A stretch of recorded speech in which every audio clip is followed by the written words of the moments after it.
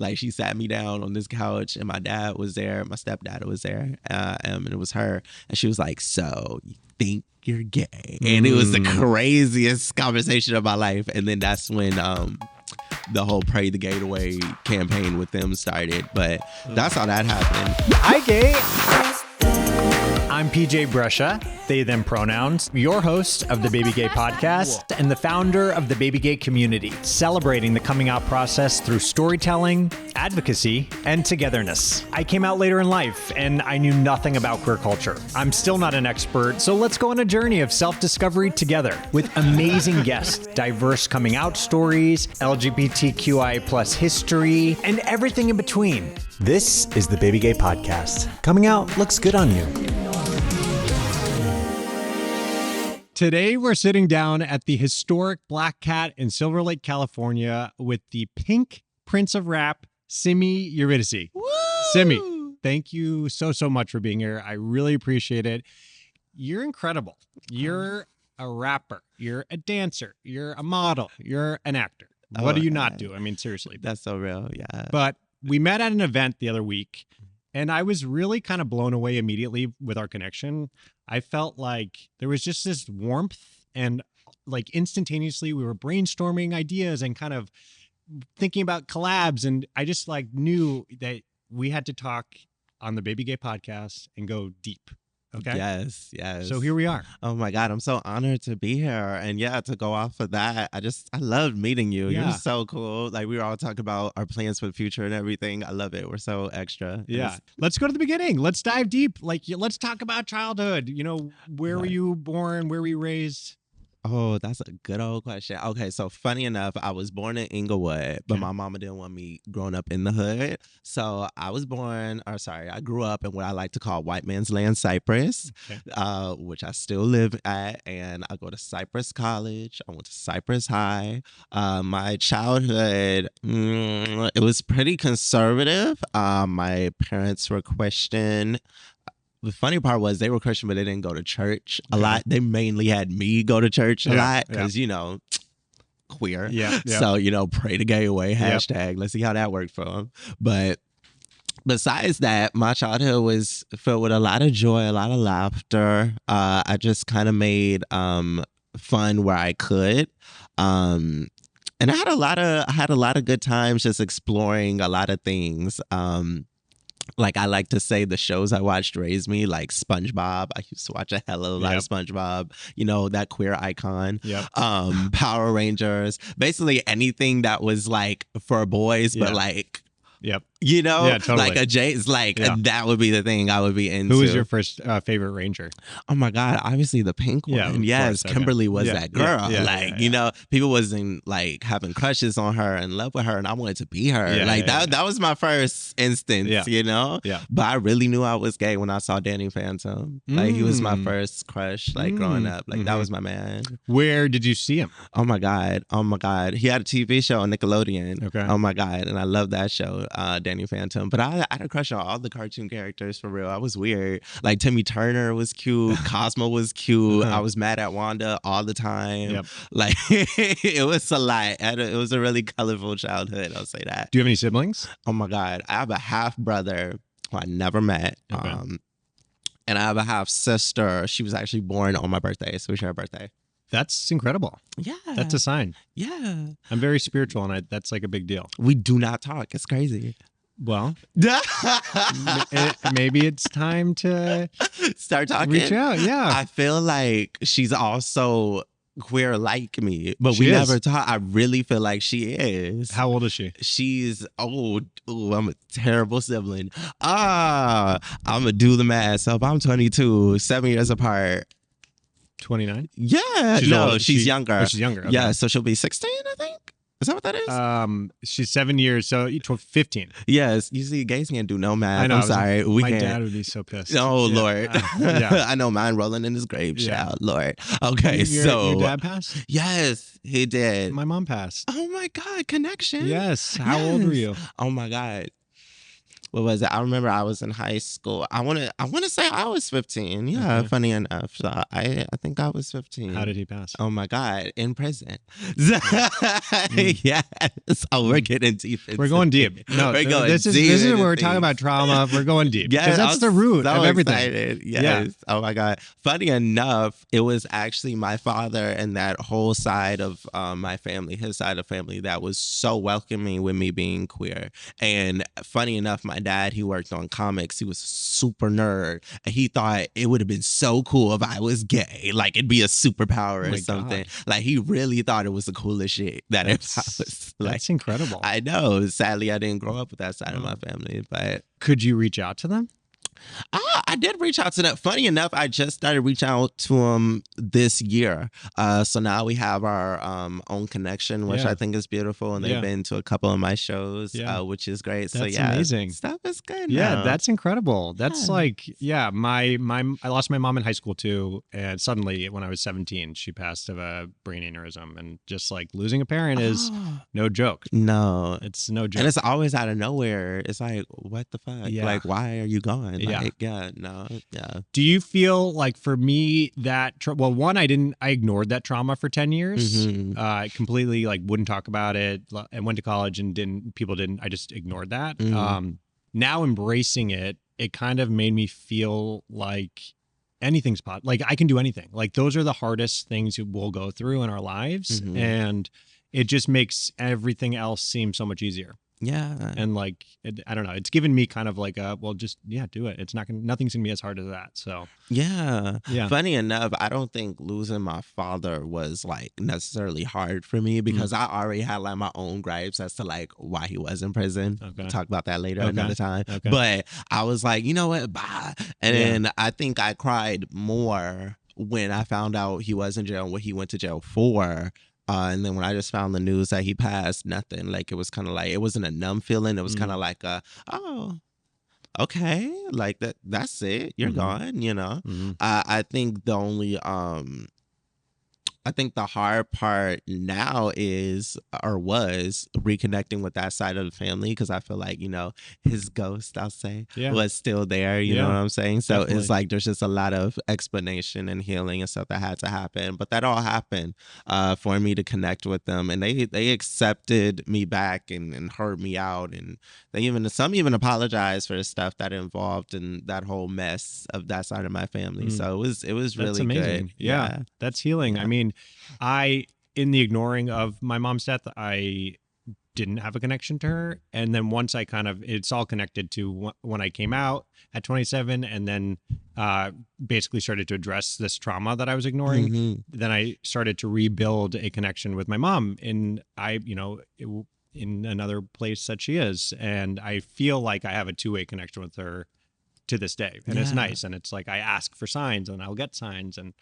that's where my spirituality. I really love how like queerness is so tied to like the finding of the self because I didn't think to even connect with that side of my family until I had discovered myself and like my real identity. Like I feel like there's like, you can't be queer and not like be healed. Like, you know what I'm saying? Because I feel like it already takes so much courage just to live in your truth. That it's not just sexuality as a truth. Like it's more than just a gender expression, who you lay in bed with. Like it's the whole thing. It's spiritual, like you said. Like I just think there's so much more to being queer than just, you know, what people may perceive as rainbow flags and exactly, you know, all 100%. That. So much more. And it's something that, you know, before I came out, and part of the goal of this podcast is like just to kind of educate people because I came out at 27 and I didn't know anything about queer culture. I expected coming out, it was like, okay, that's the hard part. And now the easy part is like,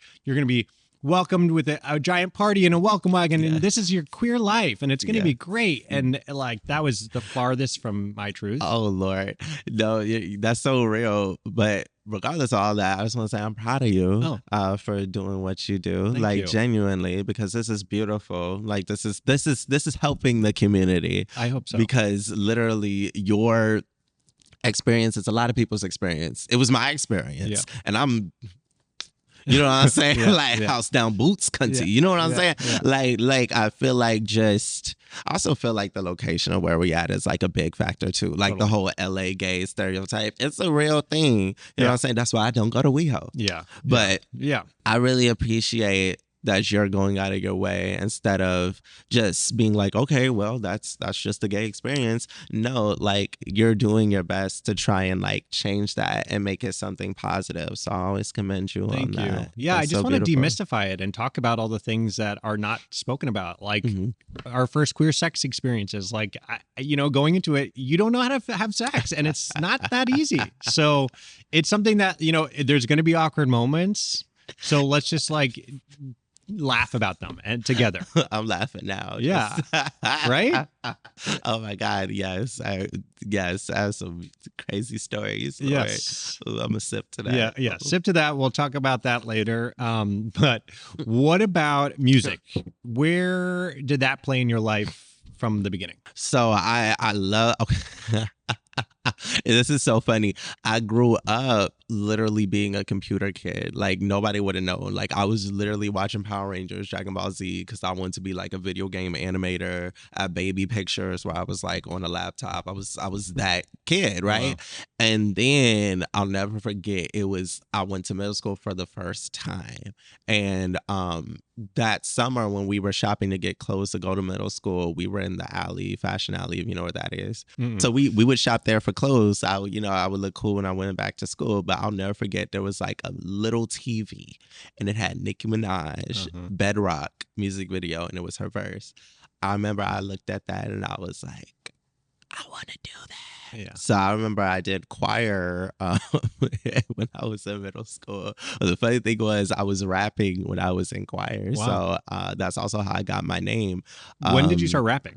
I rapped literally in choir, like literally that year. So my 7th and 8th grade year. Okay. But I didn't get my name. I didn't get called Simy until 8th grade because I had a dead name and my dead last name was Sims. Okay. And when I was in choir, we were doing a thing called a pop mix. So it was like the most popular songs at the time. And if you know, in 2014, Iggy Azalea was popping. Oh, yeah. And I had done a rap to the song Problem with Ariana Grande. And so I was doing her part. And in that song, she's like, it's Iggy Iggs. Yeah. Some girl stood up and she was like, say it, Simy Sims. The whole class got the fuck up. But it was like, Simy. It was like like a movie moment. That's like divine. It was. And I was like, where am I? Yeah. And I did it. And I was like, oh, it's Simy Sims. And then from there, after I left middle school,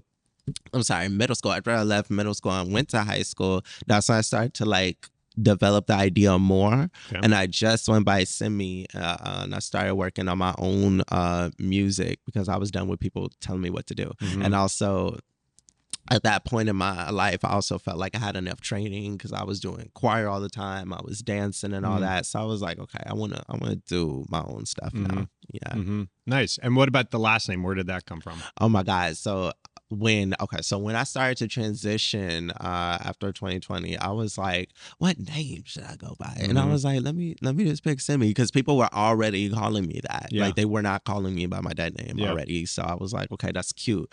So I was like, I should pick an actual last name so it's not Simy Sims because I'd be damned. Yeah.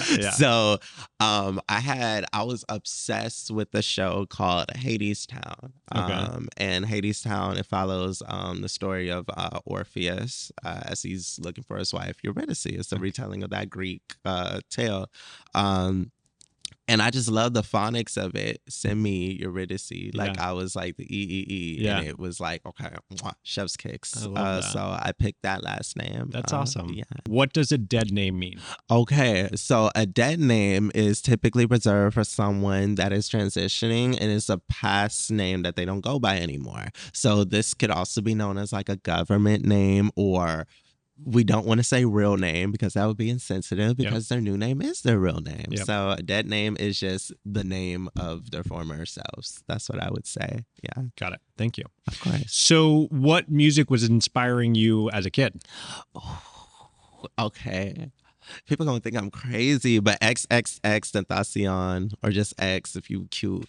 I just loved how his music was so like, well, one, depressing. I was very depressed, but he was so deep in like his messages and his themes and all that, and it just made me like know, like, in a world full of SoundCloud rappers at that time, you could still be serious and have a message. And I just really loved how emotional his music was. And of course, Nicki Minaj, I'm like the biggest barb like ever, but from that I had to do my research, so I also started listening to Biggie Smalls, who I really, really love, just because he has that old school type of New York type of flow.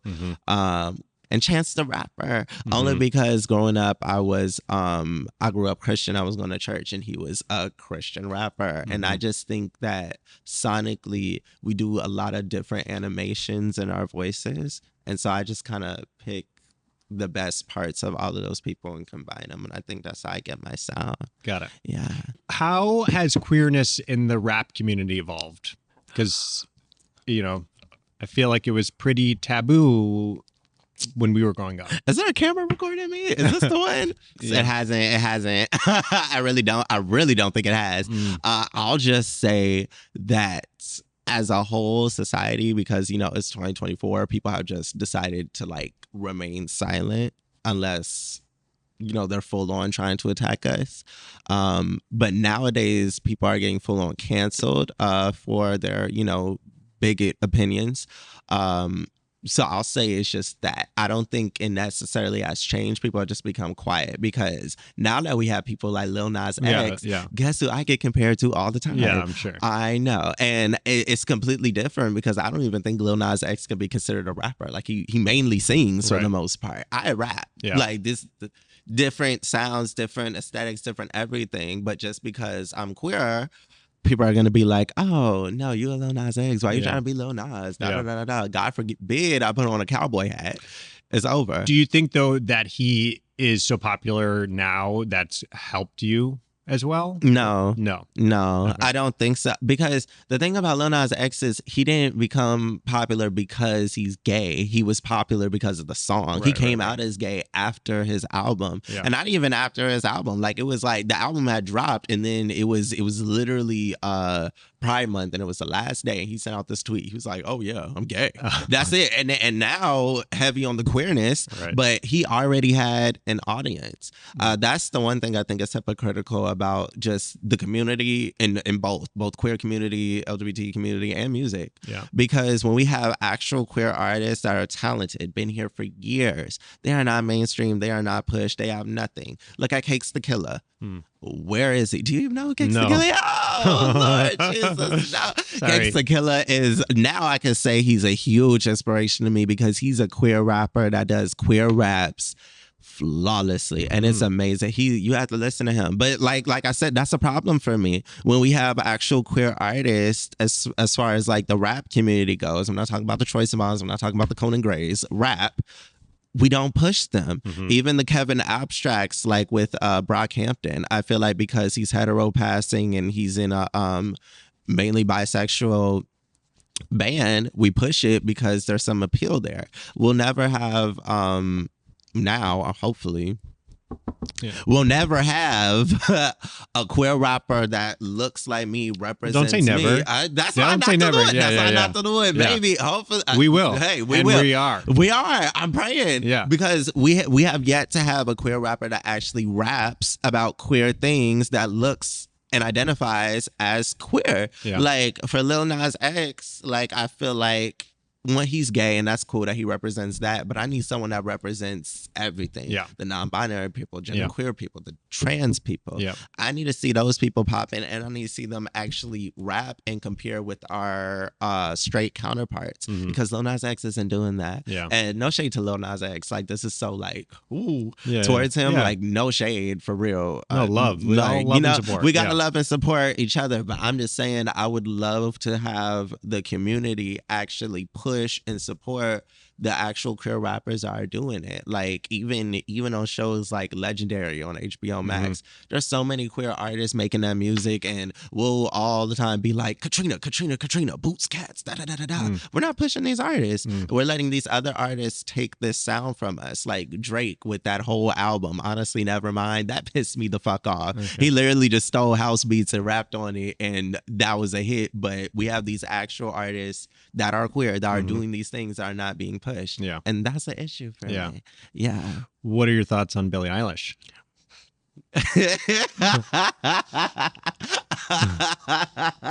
Sorry.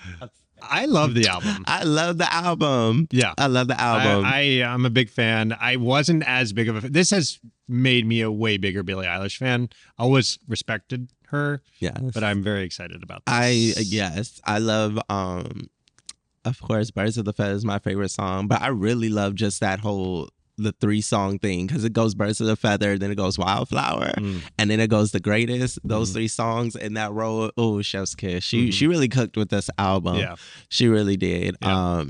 And I don't know necessarily if I listen to Billie Eilish all the time, but she's dope. I love Billie. She's cool. She's kind of paving her own path, which I really respect. Yeah, she definitely has her own unique sound, and that's what I also think is super dope. Yeah, I would like to see her do more. Yeah. And she's so young. Like, I think we're the same age. Yeah. You're both very young. Yes. Yes. We're both very young. You're both very young. Yes. It's so funny because I have, I reference her a lot in my own music. Like, I have so many Billie Eilish, like, bars because I like her. I heard that. Like her. Oh, you heard that? I heard that. Oh, you heard that? I heard that. I was like, oh my God. Yeah. Like, hey, Training, bro. Yes. I'm so happy you heard my shit. Yes. Okay. Yes. Okay. So your album and the winner came out last year. Yes. What was the making of process like?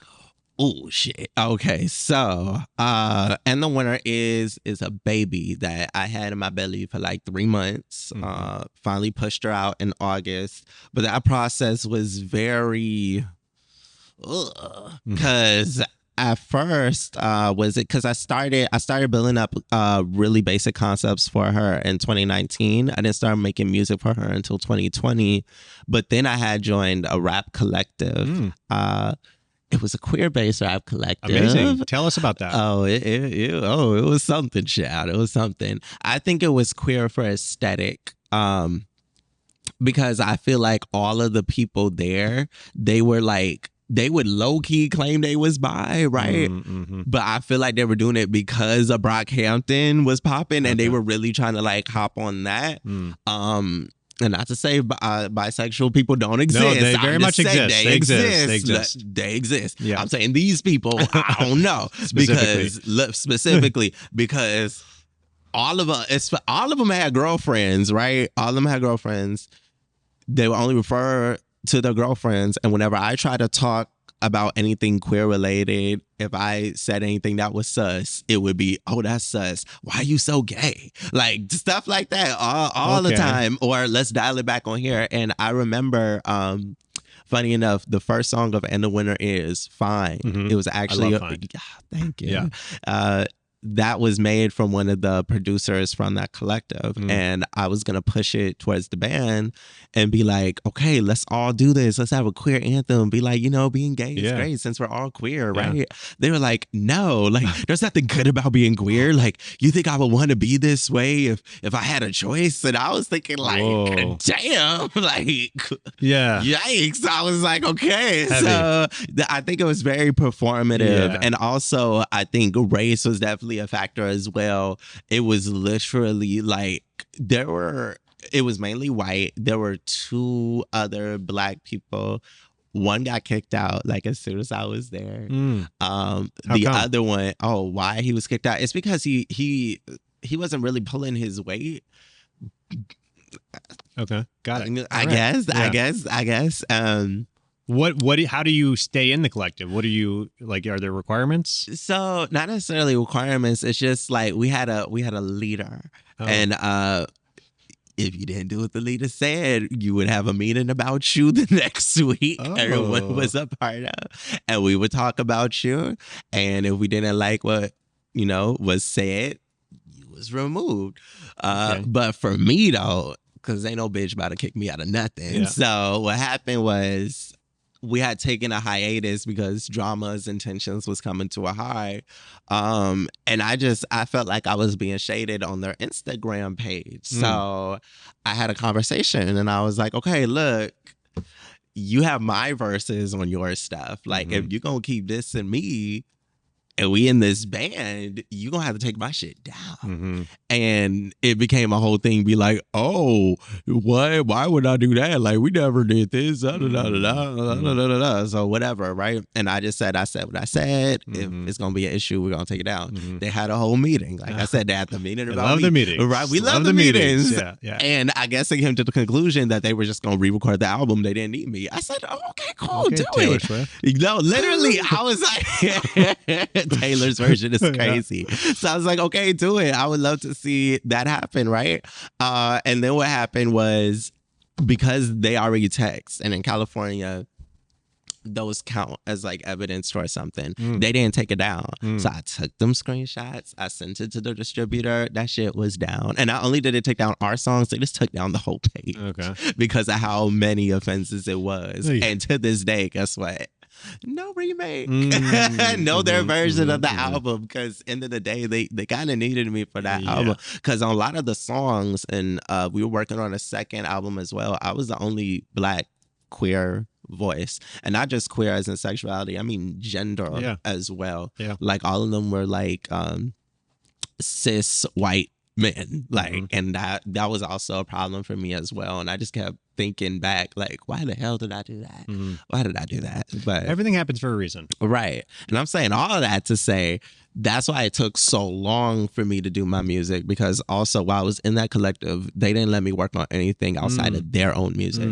So a lot of so a lot of songs on my album came from verses, scrap stuff, or even beats from that time period.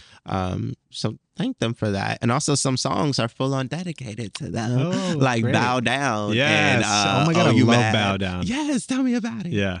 So you're definitely not in the collective, obviously. Just to be clear. Yeah, no longer in this collective. No. And that's how I got where, and that's even how the name really came into a life of itself, because I was going through stuff and I was just like, and the winner is, because I was like, at first it started off kind of satirical, kind of like, like a ha-ha, look who's winning. But then as like life went on and I left that collective, and I had new people in my life that was like encouraging me to like focus on doing my own thing and, basically fuck them. It changed meanings for me. Like, and the winner is, like, at the end of the day, like, success isn't going to be brought upon by other people, and it's also not going to be brought upon by like a collective of people that I'm with or associated with. It's me at the end of the day.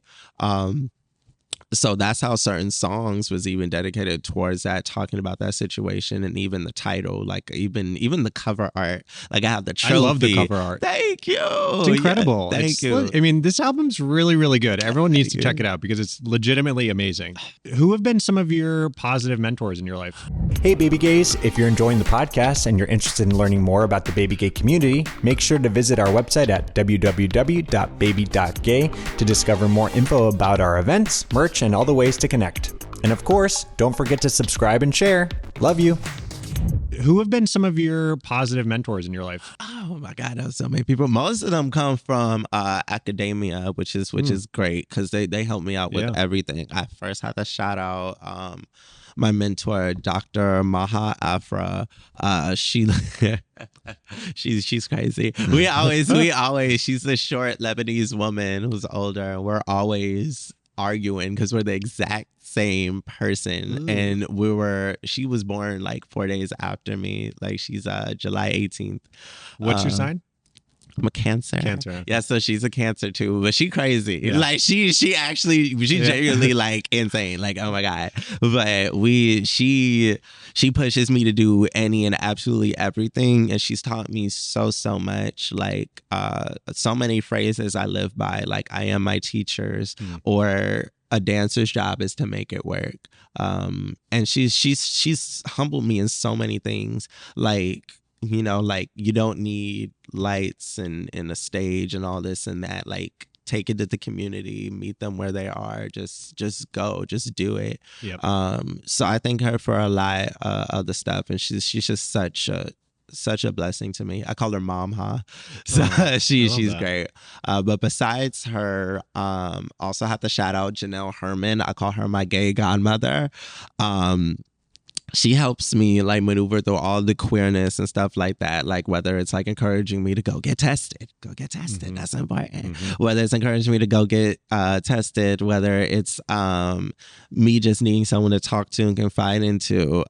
She was there just recently with something traumatic that happened, and she like walked me through all of that. Mm-hmm. And she's just a great woman overall. She's always pushing me to like be a leader on my campus and just, you know, outside in the world. She calls me a mover and a shaker, mm-hmm. which I love. Yeah.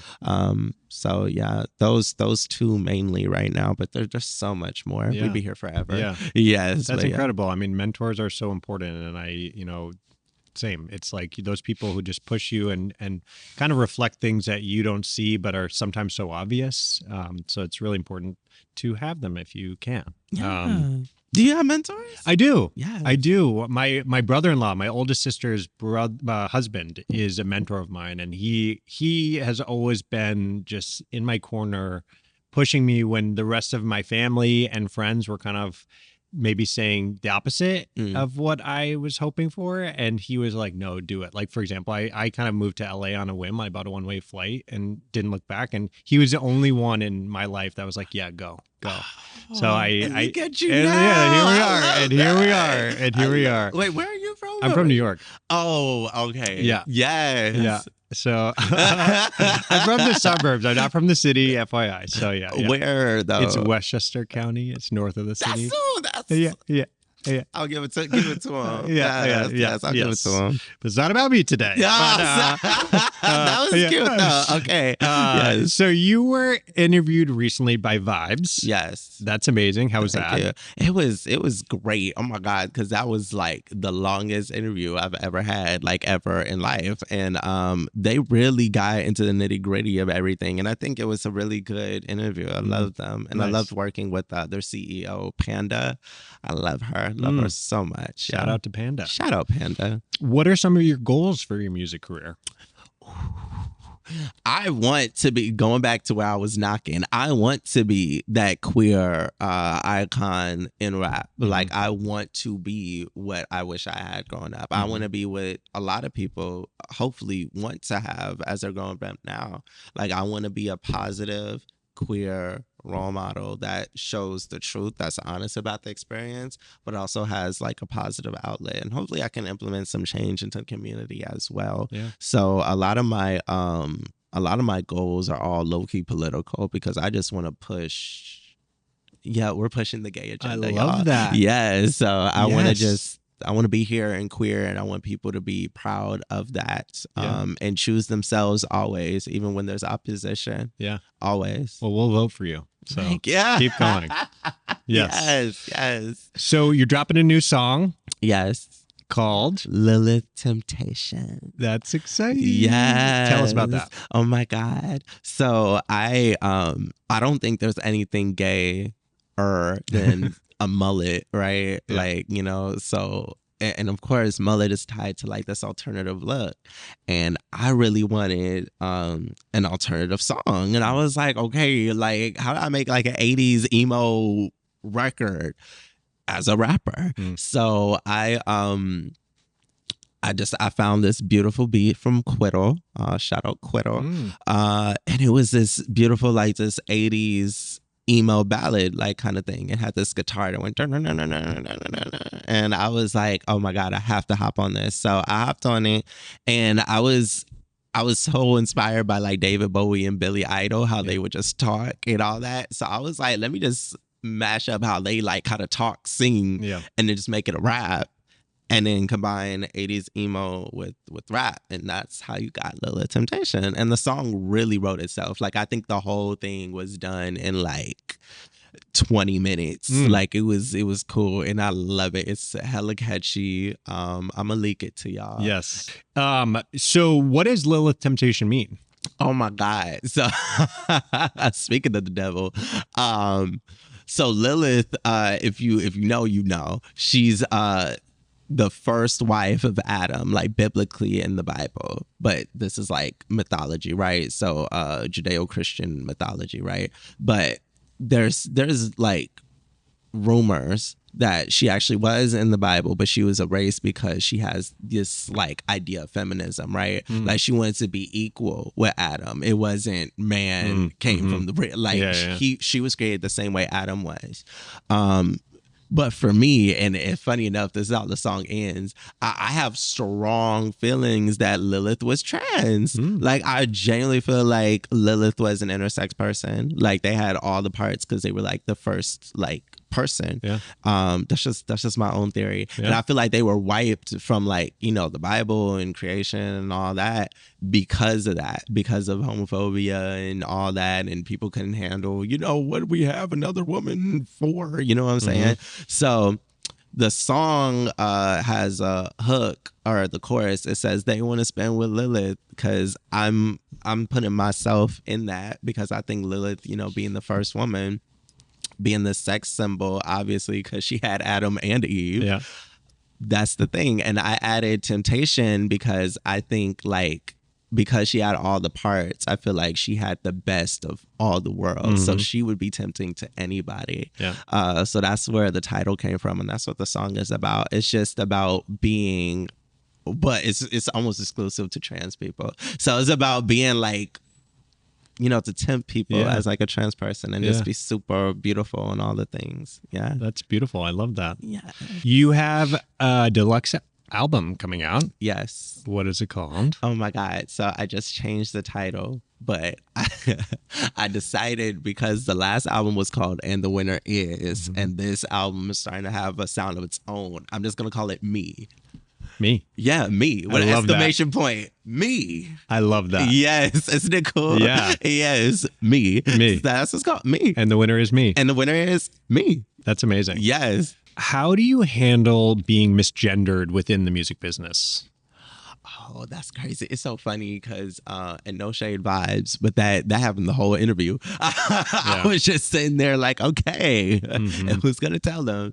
I kind of just let it slide for the most part until, like, we're at a time where I can have that conversation with them. Most times I won't have to. Like, most times people would just have a slip and I could just say, oh, she. Yeah. I'll be like, one of the girls. Yeah. Or I could just show them my Instagram where it has my pronouns right there, she, they, and that'll be cool. But for the most part, I feel like the people that love me, my friends, my loved ones, will deal with it more than I have to. Like, I'll never forget Leo. Shout out Leo. She's one of my girls. I was at a show and I was getting called up and they were saying he, and then she was like, she. Like, she. I was like, yeah, you better tell them. Yeah. She was like, you better don't fuck up Simy's pronouns. It's she. Like, she will literally stomp for me, and I love that. Like, she cares more than I do. When did you come out? That's a tough question because I don't think I was ever in, to be so honest with you. Yeah, no, I don't think there was necessarily a coming out. I will say, before I was transitioning, I was having problems just at home, and I would tell my counselor, and they were basically talking about Casa Youth Shelter, like thinking like that was like an alternative to go to deal with it. And she full on had to call my parents. And she outed me to my parents. I was like, what are you doing? Yeah. Like, she full on just said it. And I'll never forget the conversation with my mom after. Like, she sat me down on this couch and my dad was there. My stepdad was there. And it was her. And she was like, so you think you're gay? And it was the craziest conversation of my life. And then that's when the whole Pray the Gate Away campaign with them started. But that's how that happened. And then when I was starting to transition... How old were you? Oh, when that happened, let me see. I want to say I was 13, 14. I want to say it was 13, 14. I remember I was a sophomore in high school. That was a tough year. Yeah, I was a sophomore.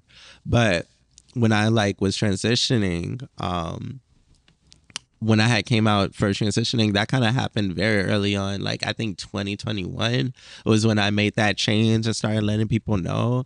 I don't know if I would call it coming out because I think it's just a change, just a life change, you know. So, but 2021 is when that happened, and I made sure I let people know gradually as that was happening. Yeah. Who were some of the most supportive people in your life during those processes?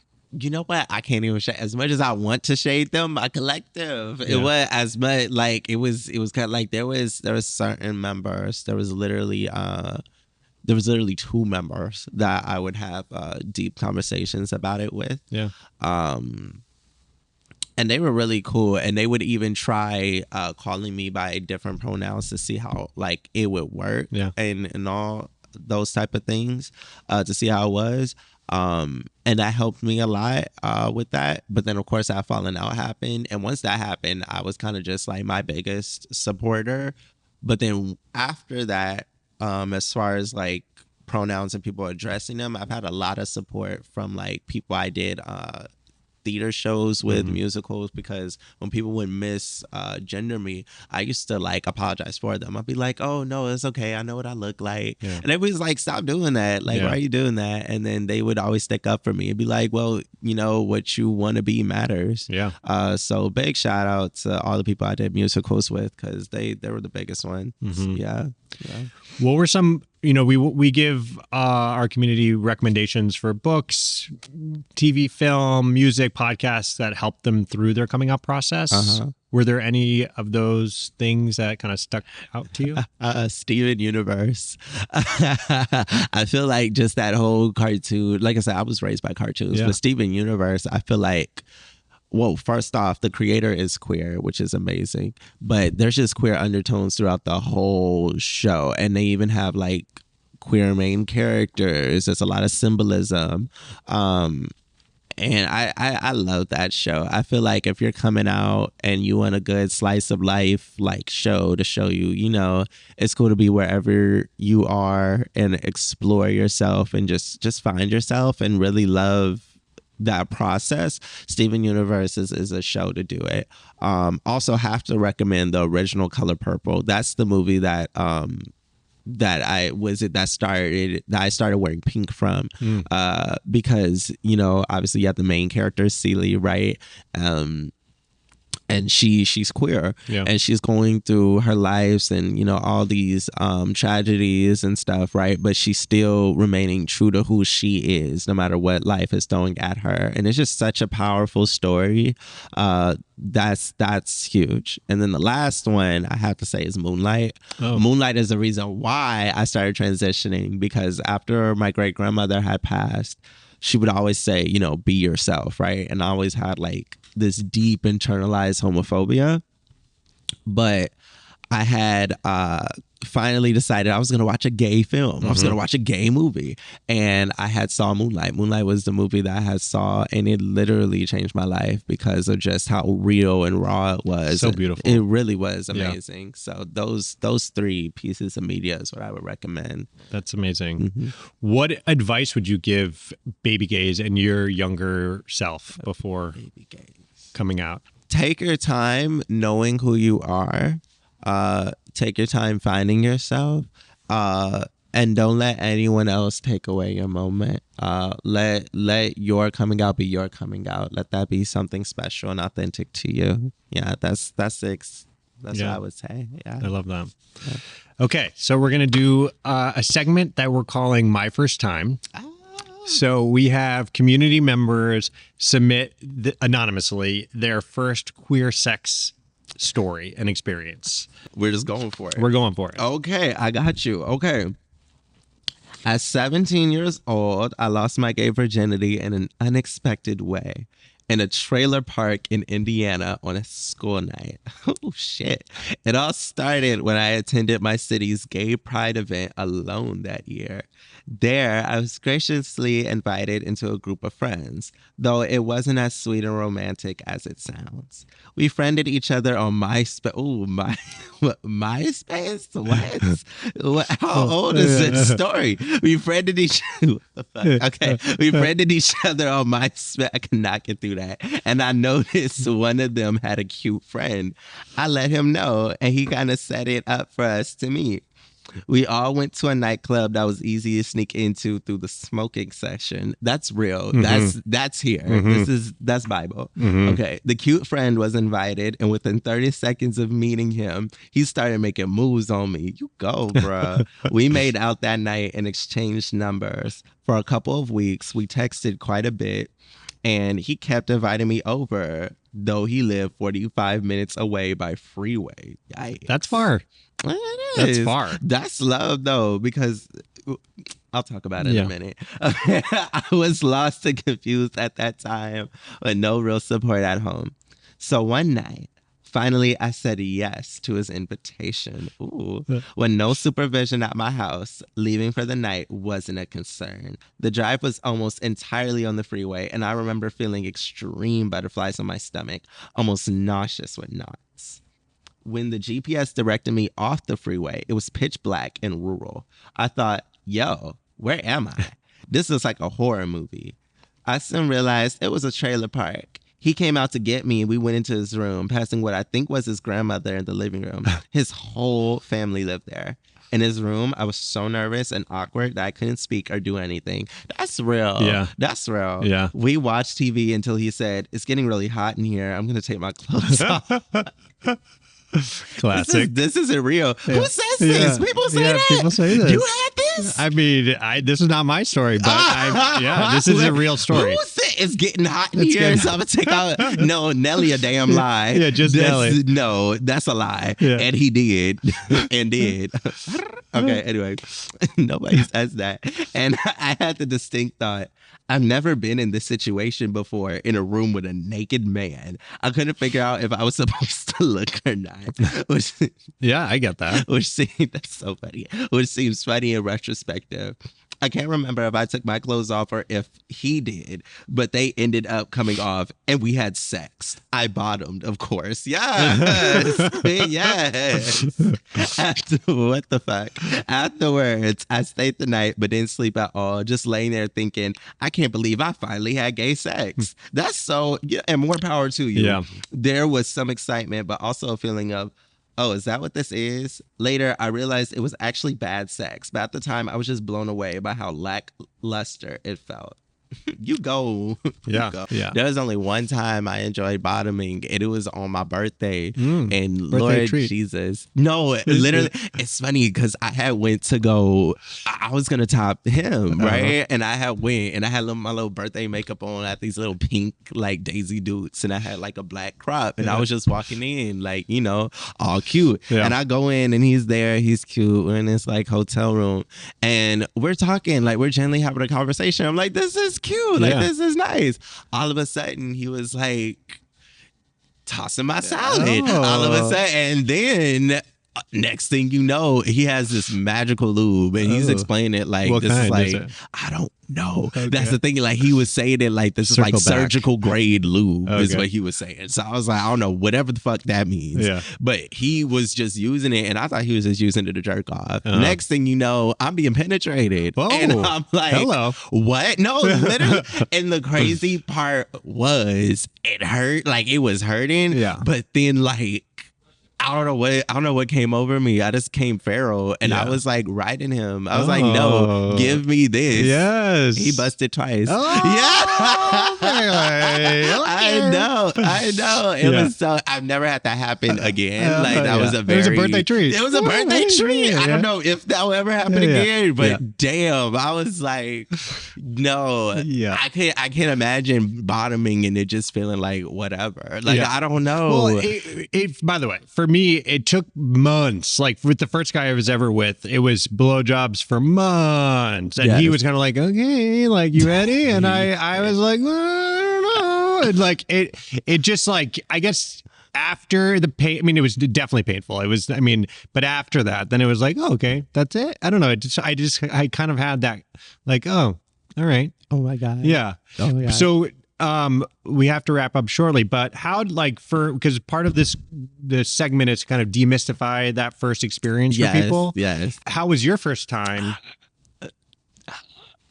Period. Yeah. Okay, so Question mark. I'll say this, my first consensual time, I was 16. I was on Grindr. I shouldn't have been on Grindr. Please don't be on Grindr, y'all. Don't, not with you 16. Yeah. And I met up with this guy. I think his name was, y'all could bleep this, but I think his name was Okay. he was a business type of guy, right? And so I literally, I don't know if I feel like I came on a late start day because my school had a late start. So we would start later in the day as opposed to having an early day. So instead of going to class, I just told him, hey, meet me here, pick me up this. He picked me up at a McDonald's. I was right across the street from my school. And he picked me up in a Beamer. He had a BMW. It was hello. cute. Hello.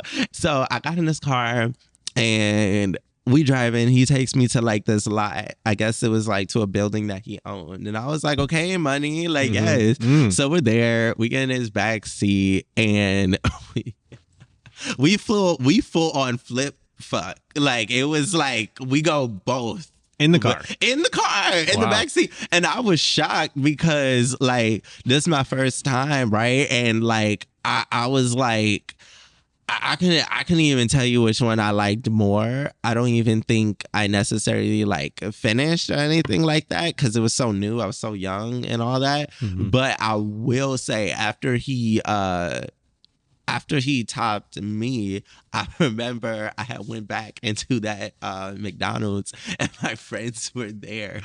And I was just like, my ass feels like it's gliding off of one another. Yeah. And it was crazy. But I don't know if it was a bad first time. Obviously, I wish I would have done it with somebody at least my age if I was going to do it at like the age I was doing it. Yeah. And all that, and I definitely wish it wasn't with a complete stranger off a Grindr. But besides that, I think it was good. So it was cool. It was like, okay, first time we just diving in. We're diving in, doing everything. We are diving in. The first times are rarely good, FYI, people. So thank you so much for being here. I truly appreciate it, and I've really enjoyed this. And I know this is going to help a lot of people. So thank you. Thank you. Thank you. Thank you. Yes. Thank you. For having me. Where can people check you out on socials? Oh my God. So you can follow me on my socials everywhere. Instagram, that's Snapchat, Twitter. And check out Simy's new song, Lilith Temptation, as well as the album Me. Yes. Thank you, Simy. Thank you.